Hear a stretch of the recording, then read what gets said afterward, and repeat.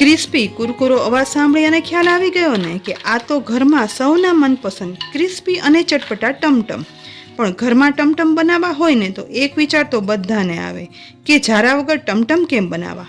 તો ચાલો કિચન સિરીઝમાં ખાસ દિવાળીના નાસ્તા માટે આપણે ઝારાના ઉપયોગ વગર એકદમ સરળતાથી માર્કેટ જેવા ક્રિસ્પી અને ચટપટા ટમટમ બનાવીએ.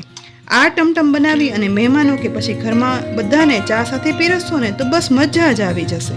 એકદમ સરળ રીતે માર્કેટ જેવા ચટપટા ટમટમ બનાવવા માટે એક પોળા વાસણમાં ચાળણી રાખી દઈશું.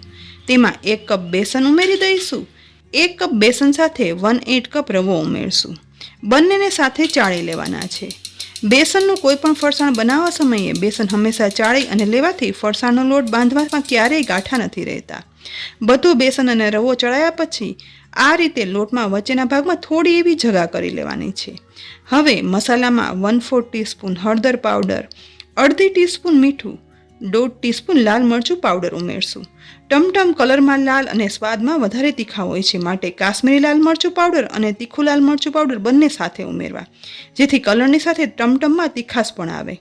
સાથે 2 ટીસ્પૂન જેટલું તેલ પણ ઉમેરી દેવાનું છે. હવે એક બાઉલમાં 1 ટીસ્પૂન દળેલી ખાંડ એટલે કે ખાંડનો પાવડર અને 1/8 ટીસ્પૂન લીંબુના ફૂલ લઈશું. હવે તેમાં 2 ચમચી જેટલું પાણી ઉમેરશું. બંનેને પાણીમાં મિક્સ કરી અને ઓગાળશું.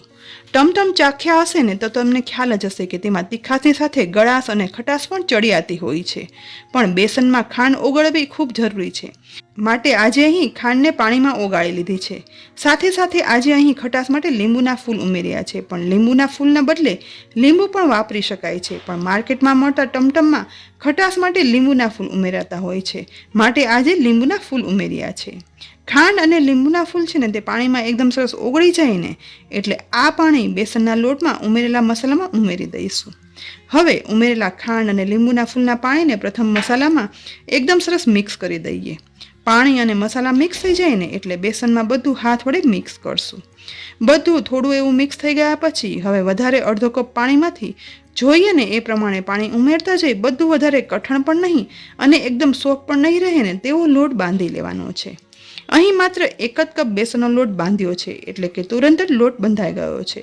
તો આ લોટને ઢાંકણ ઢાંકી લગભગ 15 મિનિટ માટે રાખી દઈશું. અંદાજે 15 મિનિટ પછી લોટનું ઢાંકણ ખોલી લઈશું. સાથે સાથે લોટને સહેજ એવું મસળી પણ લઈએ. પણ આ લોટમાં હજી એક ખાસ ઇન્ગ્રેડિયન્ટ ઉમેરવાનું બાકી છે, માટે લોટને એ જ વાસણમાં રાખી દઈશું અને એક નાની વાટકીમાં 1/8 ટીસ્પૂન બેકિંગ સોડા લઈશું.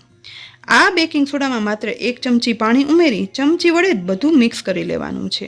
પાણીમાં બેકિંગ સોડા મિક્સ થઈ ગયા પછી એ પાણી છે ને તે બાંધેલા લોટમાં ઉમેરી દેવાનું છે અને હવે હાથ પણ થોડો એવો પાણીવાળો ભીનો કરી આ લોટને મસળવાનો છે, જેથી ટમટમ બનાવવામાં આ લોટમાં બેકિંગ સોડા છે ને તે વ્યવસ્થિત ભળી જાય.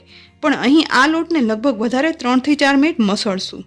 આ રીતે હાથવાએ મિક્સ કરવાથી આ લોટમાં થોડી એવી એર ભરાઈ જશે અને લોટ છે ને તે કલરમાં થોડો ઉજળો પણ થશે, જેથી ટમટમ બન્યા પછી એકદમ સોફ્ટ, પોચા અને વળી ક્રિસ્પી પણ થશે.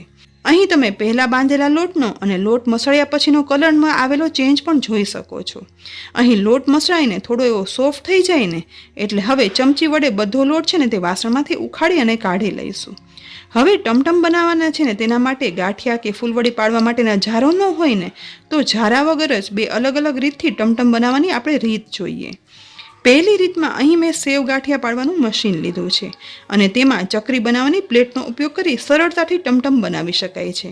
અને જો સેવ ગાંઠિયાના મશીનથી ટમટમ ના બનાવવા હોય ને તો બજારમાં મળતા રેડીમેડ પોલિથીન કોન પણ વાપરી શકાય છે અને દૂધમાં આવતી પ્લાસ્ટિક બેગમાંથી પણ ઘરમાં કોન બનાવી વાપરી શકાય છે. આજે સેવ ગાંઠિયાના મશીનમાં ટમટમ બનાવશું એટલે હવે બનાવેલા લોટને આ રીતે પ્રથમ મશીનમાં ભરી લેવાનો છે. બધો લોટ મશીનમાં ભરાઈ ગયા પછી ઉપર ચકરીની પ્લેટ ગોઠવી અને ઢાંકણ ટાઈટ બંધ કરી દઈશું. ટમટમ બનાવવા માટે ગેસની લો ફ્લેમ પર ગરમ થતા તેલમાં લોટનો ટુકડો ઉમેરશું. જુઓ, લોટ તુરંત જ ઉપર નહીં આવે પણ સહેજવાર પછી લોટ ઉપર આવશે. બસ પરફેક્ટ ક્રિસ્પી ટમટમ બનાવવા માટે આવું જ તેલ ગરમ થવું જોઈએ. હવે સેવ ગાંઠિયાના મશીનને ડાયરેક્ટ તેલ ઉપર રાખી ગોળ ગોળ ફેરવતા જઈ ટમટમ પાડવાના છે. પાડેલા ટમટમ છે ને તે તળાયા પછી થોડા એવા ફૂલશે, જેથી થોડા એવા ટમટમ ચકરીની જેમ અહીં પાડવાના છે. કઢાઈમાં સમાઈ જાય ને તેટલા ટમટમ તેલમાં પાડ્યા પછી આ ટમટમને થોડા એવા તળાવા દઈશું. સહેજ એવા તળાયા પછી તેલમાં તળાય અને તે આપોઆપ ઉપર આવી જશે.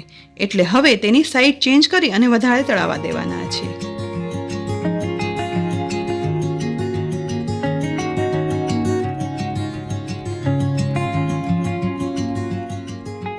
આ ટમટમની થિકનેસ વધારે હોય છે, માટે ગેસની ફ્લેમ સાવ લો જ રાખી અંદર સુધી ચડી જાય ને ત્યાં સુધી તળાવા દેવાના છે. અહીં જુઓ, આ ટમટમને તળાતા લગભગ 4 થી 5 મિનિટ જેવો સમય થઈ ગયો છે. લાઇટ ગોલ્ડન બ્રાઉન કલર સાથે અંદર સુધી તળાઈ પણ ગયા છે.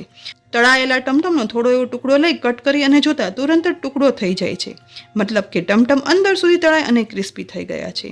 તો ઝારા વડે તેલમાંથી નિતારી અને બહાર ડીશમાં ટિશ્યુ પેપર પર કાઢી લઈએ, જેથી ટમટમ છે ને તેમાંથી વધારાનું તેલ છે તે શોષાઈ જાય. ડીશમાં કાઢ્યા પછી બનેલા ટમટમને એકદમ ઠંડા થવા દેવાના છે. હવે આ જ રીતે બીજા ટમટમ પણ તળી અને તૈયાર કરી લેવાના છે. અહીં જુઓ, હવે બધા ટમટમ તળાઈ ગયા છે અને થોડા એવા ઠંડા પણ થઈ ગયા છે. તો હવે આ ટમટમને આ રીતે હાથમાં લઈ અને પ્રેસ કરી ટુકડા કરી લેવાના છે. સહેજ એવું જ પ્રેસ કરતાં તુરંત જ ટુકડા થઈ જાય છે અને એકદમ સરસ માર્કેટમાં બનીને તેવા શેપના ટમટમ બની અને તૈયાર થઈ ગયા છે. આ જ રીતે બીજા ટમટમના પણ ટુકડા કરી લઈશું. સ્વાદમાં એકદમ ચટપટા, એકદમ માર્કેટ જેવા સ્વાદના ક્રિસ્પી ટમટમ ઝારા વગર બનાવવાની છે ને એકદમ સરળ રીત. દિવાળીના આ તહેવાર ઉપર નાસ્તા બનાવો ને ત્યારે ગરમા ગરમ આ ટમટમ ચા સાથે બનાવી અને બધાને પીરસશો ને તો ચટપટા ટમટમ ખાવાની બધાને મજા આવશે. તો આ તહેવારમાં બીજા નાસ્તા સાથે એકદમ સરળતાથી બનતા ટમટમ જરૂરથી બનાવજો. અને ટમટમ બનાવીને પછી કહેજો કે ટમટમ બનાવવાની આ રીત તમને કેવી લાગી. રેસિપી જો ખરેખર ગમી હોય ને તો લાઇક કરી અને શેર કરજો. સાથે જ અમારી યુટ્યુબ ચેનલ સબસ્ક્રાઈબ કરી લેજો અને અમારા ફેસબુક પેજને લાઇક કરી અને ફોલો કરજો, જેથી આવનારી હજી પણ દિવાળીની ઉપયોગી રેસિપીના અપડેટ્સ તમને તુરંત જ મળી જાય. ફરી મળશું ઉપયોગી રેસિપી સાથે. ત્યાં સુધી આવજો.